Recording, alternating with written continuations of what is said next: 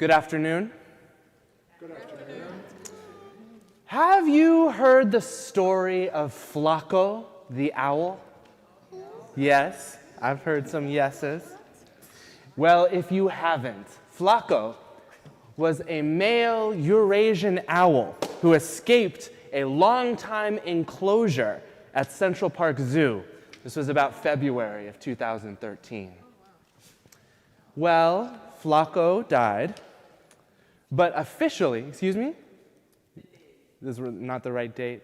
You fixed it, okay. Of 2023, that's what I have written. I must have said something else. 13, excuse me. All right, yes, February of 2023. I know you'll hold me accountable if I miss any other details. Officially now, they still don't know who cut the enclosure in Central Park Zoo. You probably know some of Flaco's story, but what you don't know is the story of Steve the rat. Steve the rat was ultimately the cause of Flaco's demise. This is not more widely known. Now, it is true many of Flaco's fans watched when our beloved owl struck a building and eventually perished from his injuries.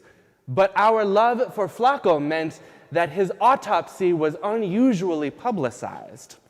And together with the Conservation Society, they released the evidence that Flaco's exposure to rodenticide and a pigeon virus would likely have been debilitating and ultimately fatal without his tragic injuries. Well, what most people don't know is that was all Steve's fault. Steve the rat. Now, Steve the rat was born in the catacombs near Pearl and Water Street downtown, near the southern side of Manhattan on the east side in what's known as the financial district. Steve lived in a nest with about 150 of his brothers and sisters and cousins. Steve knew little outside of the confines of his little nest between about Brooklyn Bridge and the South Street Seaport. There's no way for Steve to have known that what allowed his family success was an ongoing litigation in the building above him, and that kept Con Edison out of the long-since abandoned catacombs underneath. It wasn't possible for Steve to know that after months of sitting empty, mold grew in the space, which supported several colonies of fungus and ants, which themselves supported several colonies of mice. So many of these tenants also fed pigeons. And the pigeons flew frequently into the empty space of the building, leaving pigeon poop, which itself supported a network of mycelium and fungus. Fungus that itself was eaten by the ants and cockroaches and crickets that populated the space.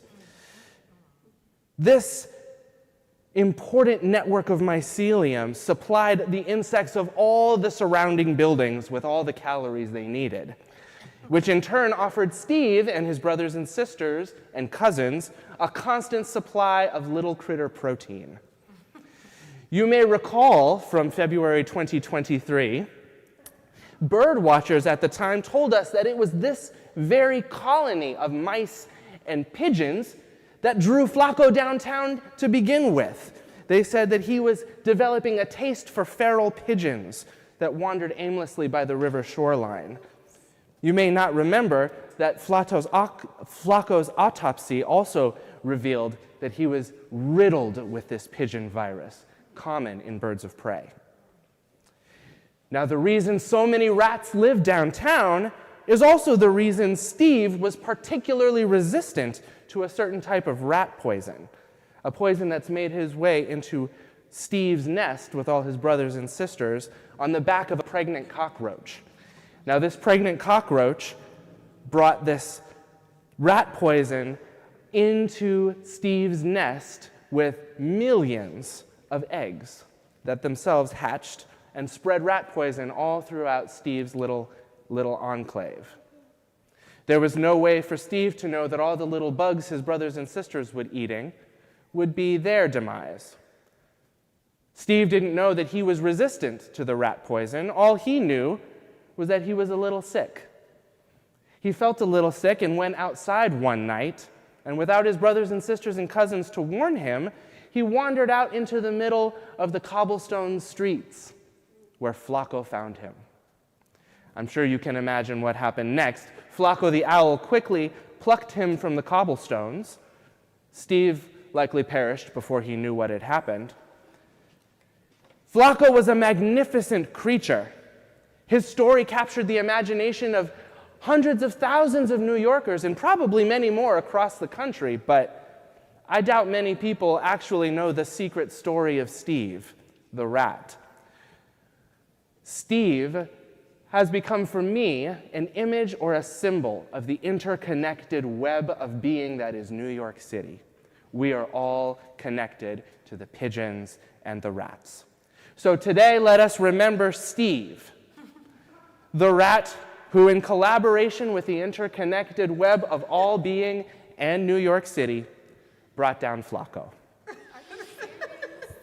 Let it be.